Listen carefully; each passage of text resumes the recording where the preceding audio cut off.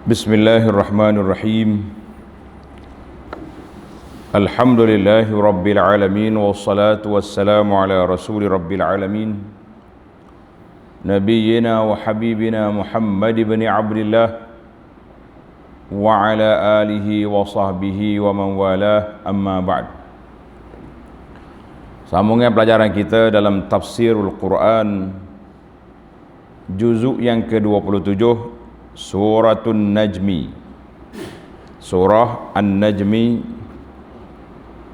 iaitulah surah yang ke-53 dari awal Quran. Kita sambung bacaan di ayat yang ke-19. Ayat 19. أعوذ بالله السميع العليم من الشيطان الرجيم أفرأيتم اللات والعزى ومناة الثالثة الأخرى ألكم الذكر وله الأنثى تلك إذا قسمة ضيزى إن هي إلا أسماء سميتموها أنتم وآباؤكم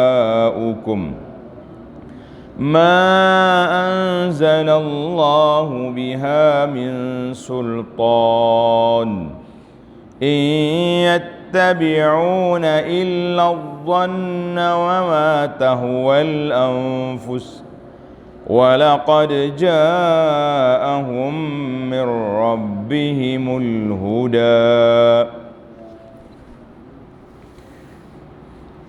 Alhamdulillah, dalam siri yang lepas kita sudah baca ayat-ayat tentang pengembaraan Nabi sallallahu alaihi wasallam ke alam, ke Sidratul Muntaha, naik ke langit dan paling atas sekali dia naik.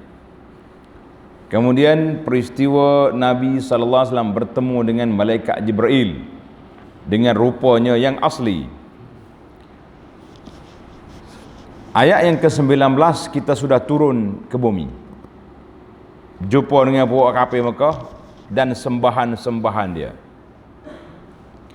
Afara'aitumul Lata wal Uzza, setelah kamu wahai kaum musyrik Mekah mendengar keterangan-keterangan yang membuktikan kekuasaan dan keagungan Allah, maka adakah kamu nampak bahawa Al-Lata dan Al-Uzza wa Manat as-salisatal ukhra serta Manat yang ketiga yang rendah martabatnya itu layak disembah dan dianggap sebagai anak-anak perempuan Allah? Logik ke puakmu ni mikir macam ni? Jadi ayat ni ayat sentap kepada puak-puak kafir yang tak reti ni. Dia tiga ni, Al-Lata, Al-Uzza, Manat. Tiga ni nama bapa berhala besar yang menjadi sembahan dan pujaan puak-puak Arab jahiliyah di Mekah dan sekitarnya. Ya'buduna hazil asnam, dan mereka menganggap berhala-berhala ni sebagai wanita. Daripada nama dia Lat, Uzza, Manat. Pasal apa dia letak wanita, perempuan kepada berhala ni? Sebab dia kata tu anak Tuhan. Ini puak dia ni. Kita kenal dengan yang pertama dulu, Al-Lata. Afara'aitumul Lata, berhala Lat ni iaitu batu 4 persegi putih yang diukir. Batu 4 persegi putih dan diukir, iaitu terletak di mana? Di Taif. Ni Al-Lata terletak di Taif. Mana dia buat satu bangunan rumah, ada dengan langsir, ada dengan sadanah. Sadanah ni orang panggil pegawai yang menjaga dia. Dan keliling Lata ni padang, luar kawasan yang menjadi tempat tumpuan, tempat ibadat puak-puak Taif, iaitulah kabilah Thaqif. Dan pengikut-pengikutnya, mereka bangga dengan berhala dia ni, nak bangga dengan puak-puak kafir lain. Aku ada Al-Lata, mu ada apa? Sudah. Katanya nama Al-Lata ni mari daripada mana? Mari daripada batu tempat seorang laki-laki Yalitu duduk buat kuih, sawit macam sagu gitu. Duduk buat kuih ni untuk nak jamu jemaah haji. Asalnya pak cik ni duduk buat kuih Al-Lata Yalitu maknanya duduk buat kuih untuk jamu jemaah haji di tempat tu. Bila jemaah musim haji orang lalu kat ni, dia buat jamuan. Baiklah tu kan, orang juru. Falamma mata akafu ala qabrihi fa'abadu. Ni punca. Bila dia mati, mereka pergi duduk atas kubur dia, buat bangunan, buat gambar dia, buat ni, akhir sekali menjadi sembahan. Ini dia panggil punca penyembahan berhala di atas muka bumi ni. Mari mana? Mari kepada pemujaan kepada orang-orang yang soleh. Hak ni hak Quraisy.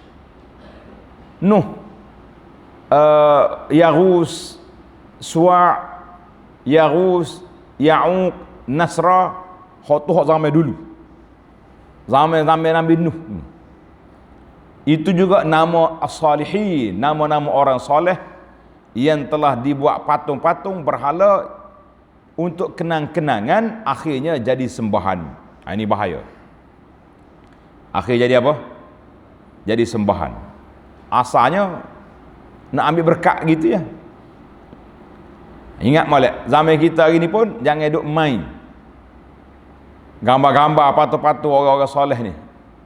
Bila dia mati kak pergi buat kubur besar-besar, siap dengan pasal lampu, pasal lansir lagi, tabur bunga, mari duduk likur sini, mari duduk gosok. Bahkan ada setengah kumpulan tu mari pergi duduk gendai di kubur lagi, duduk berqasidah. Ini kita bimbang generasi ni tahu lagi, generasi depan apa jadi. Ini punca penyembahan berhala di atas muka bumi ni mari daripada pemujaan ghulu fi hubbis salihin, duduk puja orang soleh. Puak-puak Taif dia ambil tempat pak cik duk buat kuih untuk jemaah haji ni, akhir sekali jadi berhala. Nauzubillah. Al-Lata. Yang kedua Al-Uzza. Apa dia Uzza ni? Kanat syajarah, pokok, ataupun berhala dibuat gambar pokok. Pokok. Alaiha bina wa astar, dia buat bangunan, dia buat langsir, buat comel. Di satu tempat nama dia Nakhlah. Di mana Nakhlah? Di antara Mekah dengan Taif. Jadi kalau di Taif ni ada Lat, tengah jalan ni. Nakhlah ni kalau tuan-tuan naik kereta, naik bas nak pergi ke Taif, daripada Mekah tu lebih kurang 40 km jalan nak pergi ke Taif, ada jumpa satu tempat nama dia Wadi Nakhlah. Di sini adanya berhala Al-Uzza. Kanat Quraisy yu'azzimunaha, puak-puak Quraisy Mekah mengagungkan sangat. Ada masalah apa, berlari pergi cari Al-Uzza untuk minta tolong, untuk buat apa ni, bayar nazar, untuk macam-macam, untuk yang pentingnya buat syirik di tempat itu. Dua. Yang ketiga Manat. Apa dia Manat? Sakhratun, satu batu besar duduk di satu tempat nama dia Mushallal. Orang tak kenal Mushallal ni, nama dia Wadi Qudaid. Qaf dal, ya dal. Wadi Qudaid. Duduk mana Wadi Qudaid ni? Duduk tengah jalan di antara Mekah nak pergi ke Madinah. Untuk maklumat zaman kita hari ni, Wadi Qudaid, Kalau kita naik kereta lebuh raya nak pergi ke Madinah daripada Mekah, nak pergi Madinah lebih kurang 120 km. Lebih kurang. Kita akan jumpa dia tulis signboard besar Wadi Qudaid. Di sinilah tempat berhala Manat. Siapa dia mengagungkan berhala ni? Iaitulah kabilah Khuza'ah, Aus, Khazraj. Duduk sini. Ini untuk orang Madinah. Orang Madinah dia mari memuja sini. Sebab sambil-sambil nak pergi Mekah haji, dia mari haji situ dulu. Lepas tu dia pergi Mekah. Allahu Akbar. Semua-semua ni berhala-berhala ini ma'ruf di sisi puak-puak Arab. Ada seorang penulis nama dia Ibnu Al-Kalbi. Ibnu Al-Kalbi, dia ada sebuah kitab nama dia Al-Asnam. Nama dia Al-Asnam, kitab berhala. Kalau nak tahu nama-nama berhala, di mana tempat dia, siapa dia, pemujaan, cari dalam kitab Al-Asnam. Pedoh apa baca kitab berhala? Ialah kita nak tahu bentuk syirik. Saya boleh buat kesimpulan di sini, iaitulah berlakunya syirik atas dunia ini, berlakunya penyembahan berhala di atas dunia ini. Mari daripada mana? Mari daripada al-ghulu fi hubbis salihin, melampau mencintai, memujai orang-orang saleh, akhirnya jadi berhala. Hati-hatilah para jemaah sekalian. Hari ini kita tengok sebahagian kubur wali-wali besar-besar menjadi tempat tumpuan, tempat orang pergi tabur duit dan macam-macam lagi. Allahu Akbar. Tak usah kata jauh-jauh, tempat dekat-dekat dengan tempat kita pun ada. Jangan duk tunjuk negara tu negara ni, negaraku. Apa kurangnya? Anda pergi satu tempat, sahabat saya Dr. Azman, dia kata nak tengok benda pelik. Kata mari. Dia naik kereta, dia bawa pergi. Pergi dekat dengan sebuah masjid, sebelah tu ada kubur. Masya Allah, tabarakallah. Di pagar kubur tu ada belakang surat-surat. Dia gulur surat, letak duit dalam tu, cocok masuk. Kita pun tarik tengok. Nak apa Oh, RM5. Anak saya sakit, tok ayah. Tok ayah dalam kubur mati tu. Tolong sembuhkan penyakit. Hadza syirk. Pergi minta apa dengan tok ayah tu? Ini bahaya. Permainan tok ayah ni ada juga. Kita ni kena tengok. Kalau kubur ayah hendak kita ada orang pelik mari kita tengok dia buat apa. Anak jumpa dah ada orang tabur duit. Masya Allah. Masa mananya mari tak tahu. Tu di dalam kawalan. Kalau kubur tak kawal lagi dahsyat. Tak usah kata apa. Kota Belanda, Portugis, ada orang caput duit lagi. Percaya apa benda lagi tu? Berat kita ni. Dia lihat orang dulu nama berhala-berhala. Zaman kita ni ada berhala macam dia juga kan. Baik, apa hijau dia? Hijau dia nya pokok kafir kata untuk mendekatkan diri kita kepada Allah, kita kena pergi jumpa anak dia dulu. Kono-kononya mereka kata apa? Alakumuz zakaru walahul unsa.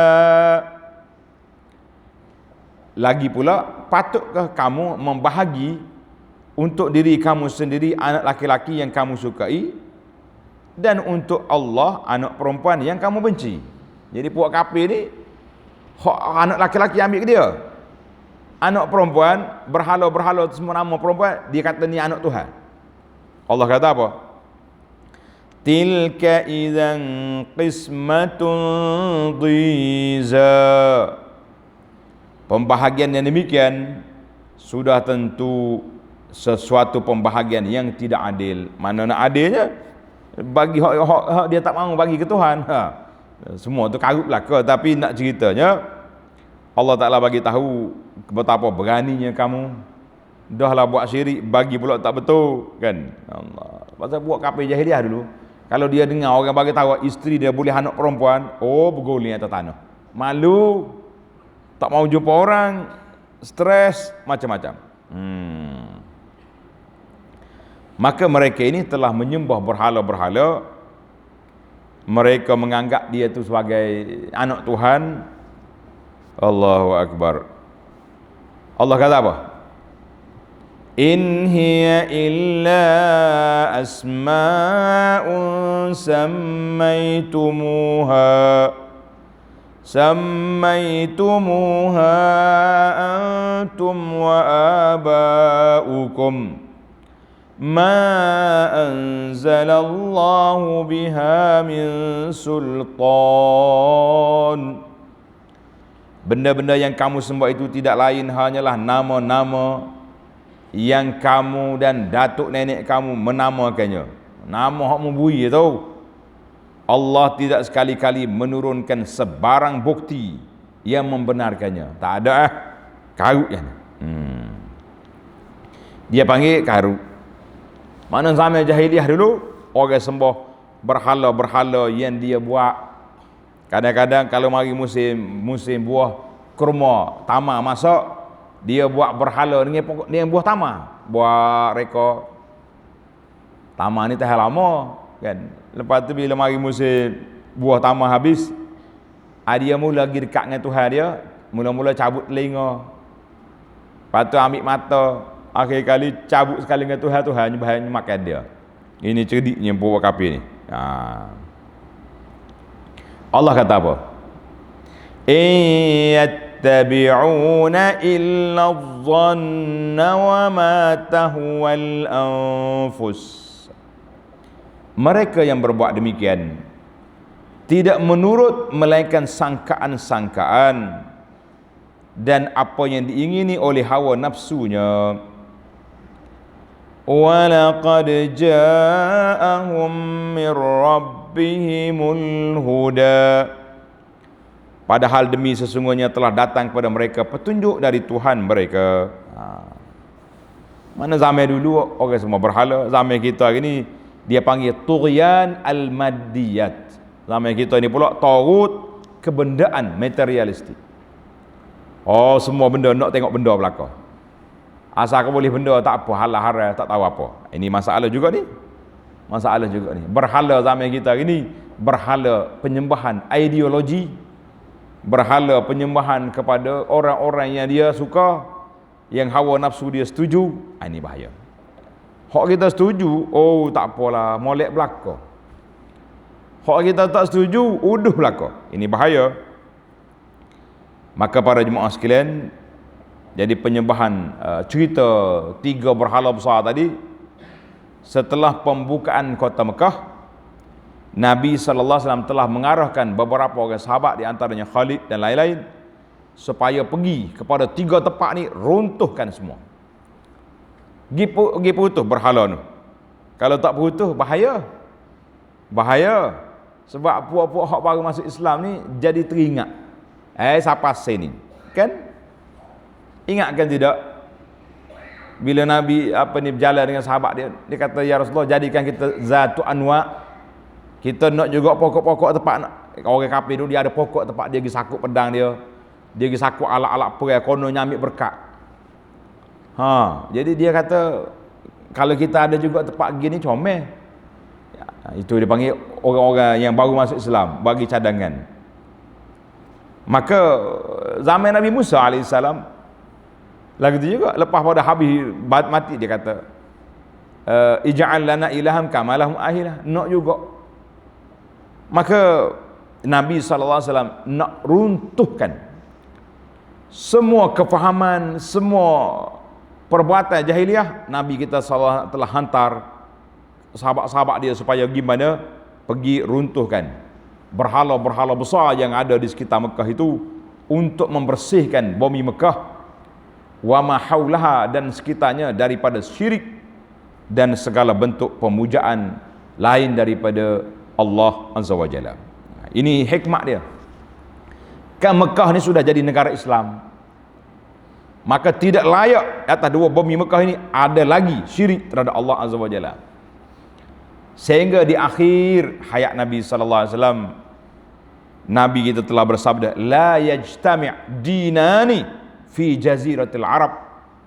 Nabi mengatakan tidak boleh berkumpul 2 agama di bumi jazirah semenanjung tanah Arab ni, tak boleh. Pada itulah orang Yahudi akhirnya dihalau oleh Sayyidina Umar daripada Khaybar pergi ke Syam dan lain-lain, untuk nak tathhir biladil haramaini wa ma haulaha daripada barasin al-asnam asyirk, daripada segala jenis penyembahan pemujaan. Timbul soalan, ada juga timbul persoalan, orang tanya, bagaimana kita nak memahami cerita ini dengan hadis ketika Nabi SAW nak hantar tentera-tentera Islam. Nabi kita pesan, Nabi kata berangkatlah kamu bismillah, urdu bismillah, tawakkal ala Allah. Nabi kita pesan, mu jangan bunuh kanak-kanak. Ini Islam punya keadilan. Nabi kita pesan pada tentera Islam, kamu pergi jangan bunuh kanak-kanak. Jangan bunuh kaum wanita yang tidak berperan dengan kamu. Wanita hadut dapur jangan bunuh. Tapi kalau wanita bawa senjata mari, sap kali dengan dia. Ini bukan wanita biasa, wanita luar biasa ini. Kan dia bawa pedang, daripada dia bunuh kita, baik kita pancung dia. Wala taqtulu, jangan bunuh orang tua-tua yang tak melawan. Jangan. Tu ayah warga mah ni tak ada. Tapi kalau warga mah apa tangan ada pegang senjata juga, di mana dia melawan. Dan jangan kamu runtuhkan biara rumah-rumah ibadat orang kafir. Jangan runtuhkan. Jadi timbul soalan dalam ayat ini, Lat wal Uzza, Nabi kita hantar sahabat pergi runtuhkan. Tapi bila nak pergi perang di negeri orang, Nabi kata sallallahu alaihi wasallam, jangan runtuhkan gereja-gereja, rumah-rumah ibadat mereka. Macam mana kita nak? Kita kata alhamdulillah, Nabi kita hantar pergi ke tempat orang, bermakna di negeri itu ada pengikut-pengikut agama lain. Tapi alhamdulillah, setelah pembukaan kota Mekah, wa ra'aitan nasa yadkhuluna fi dinillahi afwaja, orang Mekah berduyun-duyun masuk Islam, maka tidak layak lagi ada sembahan berhala-berhala yang dipuja oleh orang di atas bumi Mekah dan sekitarnya. Tapi bila kita nak pergi perang negeri orang, itu di antara toleransi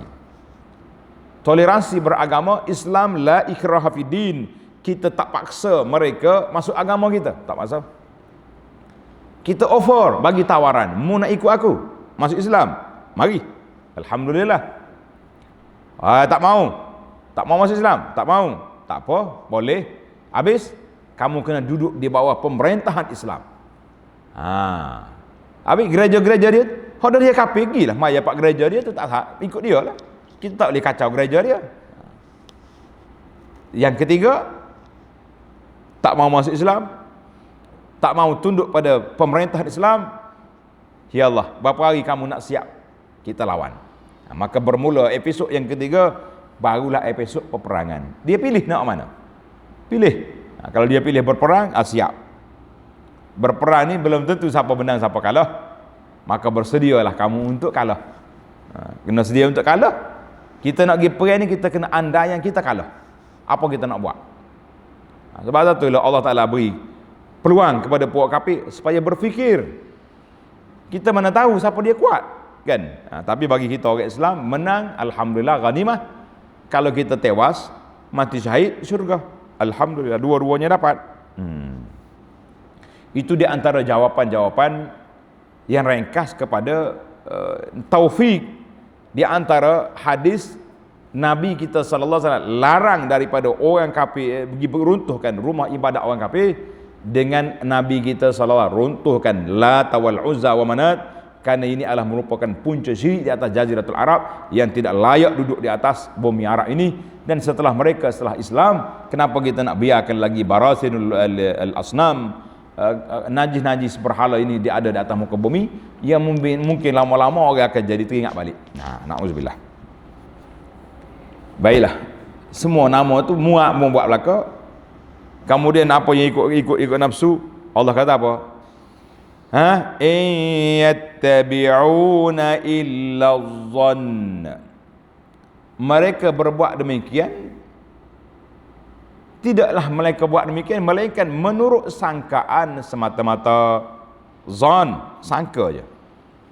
Sangkaan-sangkaan ini tidak fakta. Saya agak, saya rasa, mana boleh.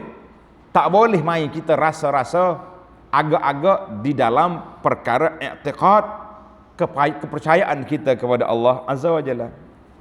Contohnya hari ini, seorang budak ini telah Islam, tapi dia tak belajar fardu ain. Kita pun interview dia, Saudara, beriman pada Allah, oi beriman, yakin. Kan, sedap dia jawab. Mana bukti ada Allah? Soalan mari. Mana bukti ada Allah? Dia pun jawab. Dia dengar ayah saya, abah saya kata ada Allah. Kita kata la, orang ini tidak betul-betul beriman sebab dia taklid. Orang kata ada Allah, dia tidak sendiri. Dhamir kamu, hati kamu belum begitu yakin. Kita kata itu tidak betul. Hati-hati pelajar. Ilmu fardu ain ini mesti mantap. Kita sendiri kena yakin ada Allah melalui apa?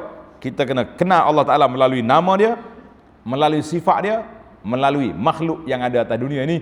Kita kena tahu, oh makhluk ni besar, ada pencipta. Sebagaimana kata di orang Badui, al-ba'ratu tadullu 'alal ba'ir.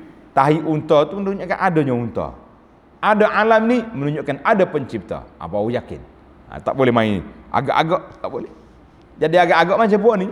Allah tawal uzza tu mana tasa. Duk mai. Jadi dia kata apa? Dia kata kami bukannya sembah berhala tu, berhala atau pengantara saja. Sebab itulah kita para ulama Islam ini larang daripada kita duk main pengantara-pengantara ni. Orang sudah mati nak minta doa dengan Allah, iza sta'anta fasta'in billah. Bila kita minta tolong, minta dengan Allah. Wa iza sa'alta fas'alillah. Ini kita minta dengan tok ayah, dengan kubur orang sudah mati. Ini bahaya perbuatan ini. Baik. Ikut hawa nafsu, kehendak hawa nafsu. Allahu Akbar. Nafsu ni, tanda pelajar-pelajar. Iza wan nafsu iza tadat syai'an. Nafsu kita ni bila dia sudah biasa dengan satu benda, dia akan suka dengan benda tu. Sebagaimana Bani Israel suka dengan anak lembu. Puak-puak Fir'aun dulu pun ada juga ya'budunahu. Bila dia mari jumpa tempat ni, dia kata qalu ya Musa ja'al lana ilahan kama lahum alihah. Nak juga. Kita pun lagu tu juga. Tengok orang-orang bukan Islam ni pergi duduk main, duduk minta tolong dengan orang mati, kita pergi minta tolong juga. Ana sendiri telah pun pergi tengok di pulau besar penuh dengan orang Islam dan orang bukan Islam, pergi duduk minta tolong, pergi duduk doa, pergi duduk takarrub di tepi kubur besar di pulau. Dia kata kita minta dengan Tuhan Ustaz, cuma ambil berkat tu ayah ni ya. Pula ana tanya orang bukan Islam, kafir, gaya pakaian dia tu ada colek di dari mana orang Hindu. Dia tanya dia, kenapa awak mari? Dia kata ini tu ayah dalam kubur ini the main power. Tawassul dia mari dengan minta dengan orang tua ni. Kata serupa ni. Maknanya amalan orang-orang jahiliah tu percaya pada ni, orang Islam tu ikut-ikut juga. Sebab ma tahwal anfus, jiwa. Pasal itulah kita ni jangan duduk main suka-suka begitu ikut orang lain, akhir sekali kita terikut. Nafsu kata di ulama dia kata an-nafsu katifli. Nafsu tu macam baby, kanak-kanak ni. In tuhmilhu syabba ala hubbir rada wa in taftimhu yanfatimi. Kalau kita biar dia suka duk menyusu sampai akan naik gigi. Tak, naik gigi dah. Duk di kedai sampai merkik nak pek. Wa in taftimhu yanfatimi. Tapi kalau kita lepas susu, kecil lagi tak ada apa. Nyak-nyak dia bini susu botol. Boleh je. Nafsu macam tu juga. Nafsu ni suka dengan maksiat, suka dengan benda tak baik. Mana kalau kita biarkan dia, kalau kita lak dia, gitulah keadaan dia. Ini berbahaya sekali. Berbahaya sekali. Sebab ikut hawa nafsu kan.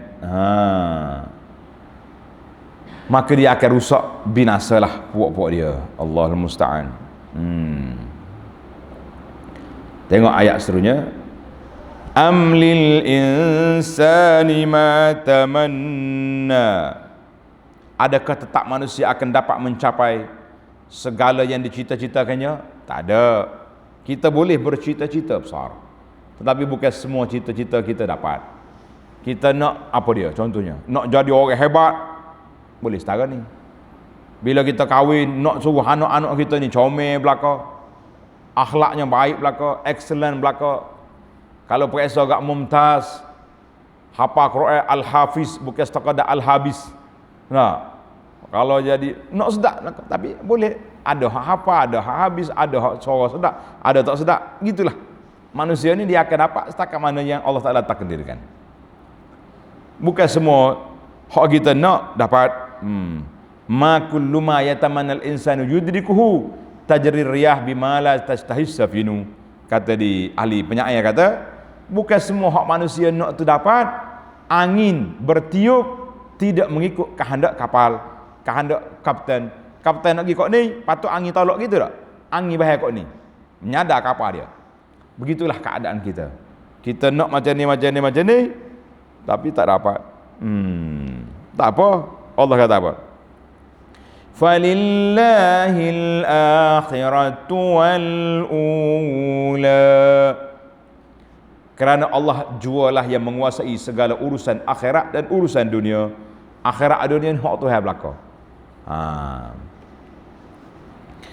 Wa kam min malakin fis samawati la tughni syafa'atuhum syai'a illa min ba'di an ya'zana Allahu liman yasha'u wa yarda.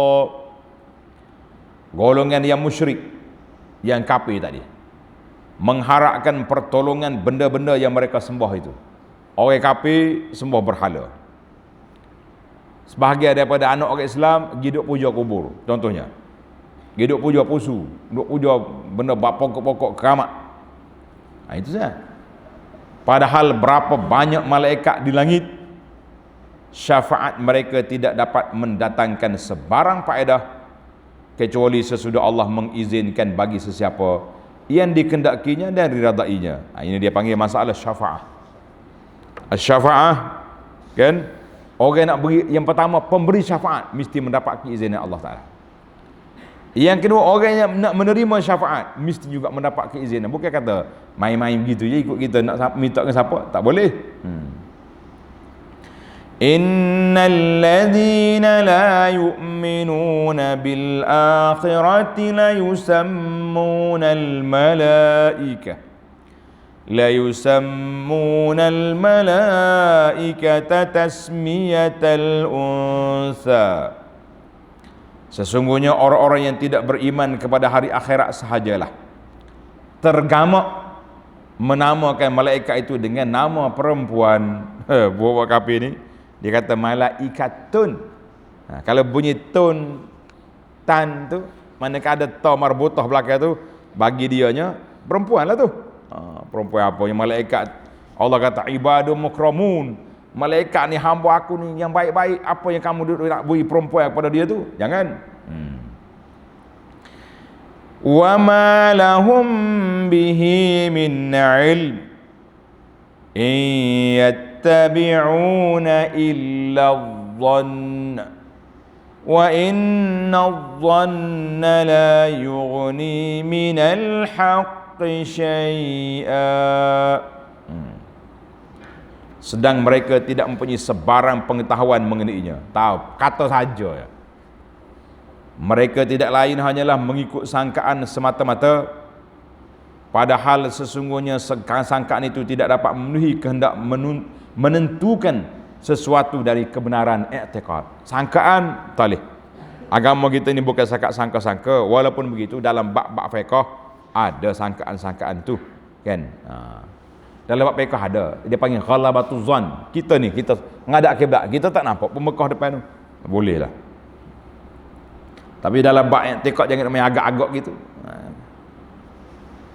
Fa'arid 'amman tawalla 'an zikrina wa lam yurid illa al-hayatad dunya. Oleh itu, janganlah engkau wahai Muhammad sallallahu alaihi wasallam hiraukan orang yang berpaling dari pengajaran kami dan tidak mahu melainkan kehidupan dunia semata-mata. Mana Allah Taala perintah Nabi kita sallallahu alaihi wasallam, perintah apa? Tuhan kata dakwah, sampaikan ajaran ini kepada masyarakat. royak. Tapi kalau dia tak hirau juga, ingat ni, kalau tak hirau juga, setelah kita menyampaikan, fa'arid, tinggalkanlah. Mana kalau kita duduk cokoh sini, duduk tumpu kau ni, orang tak dengar kata ni, tak gimana lagi tanya. Pasal itulah kita ibarat beginilah, kita berjalan, jalan-jalan tengah jalan kita ni batu besar sini. Kita duduk tunggu, duduk pahak batu keng, tak tahu apa tahun nak pecah. Undur kereta pusing kot tepi itulah. Apa duduk tunggu waktu lagi? Maknanya kalaulah sudah melampaui masa yang dibenarkan, Nabi kita sudah berdakwah di kafir, keluarga di Mekah 13 tahun, tak hirau juga. Nabi kita sudah sampai di Madinah, membina negara Islam. Orang tak kata Nabi kita pelarian. Kita kena beradab dengan Rasulullah sallallahu alaihi wasallam. Orang yang kata Nabi berhijrah, bukannya lari, beza. Mengambil langkah strategi, kan? Lari-lari, pelarian pula. Jangan duduk main kat bahasa-bahasa yang nampak tidak begitu sopan dengan Nabi sallallahu alaihi wasallam. Jangan. Maka Allah kata apa? Mu jangan ikut dia. Jangan hirau dia. Fa'arid amman tawalla, tinggalkan mereka.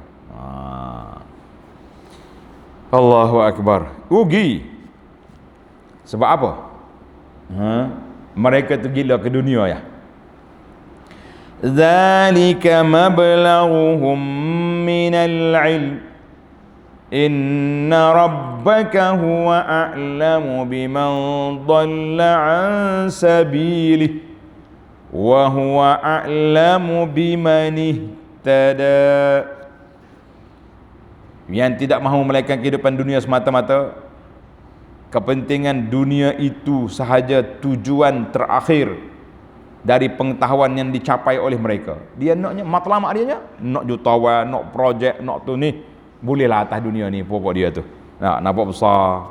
Dia buat sarai buruk pun buruk mari duduk rumah dia. Kita orang Islam ni buat sarai buruk tak apa nak jadi. Contohnya. Buka kedai runcit pun tak apa nak hidup. Buat dia tu kedai baki basikal apa jadi. Contoh. Biarlah. Itu hak dia dalam dunia ni. Kita jangan duduk balah. Jangan duduk sibuk-sibuk dengan buat kafir ni. Sebab atas dunia ni, kalau dia tak senang di sini, tak ada di akhirat. Kata dia, ad-dunya jannatul kafir, dunia ni syurga bagi orang kafir. Sebab di akhirat tak ada syurga. Kita syurga kita di akhirat. Allah kata, tujuan terakhir dari pengetahuan yang dicapai oleh mereka, sesungguhnya Tuhanmu, inna rabbaka huwa a'lamu biman dhalla an sabilihi wa huwa a'lamu biman ihtada. Sesungguhnya Tuhanmu dialah jua yang lebih mengetahui akan orang yang sesat dari jalannya, dan dialah jua yang lebih mengetahui akan orang yang mendapat hidayah petunjuk. Duk kuasa Allah Ta'ala.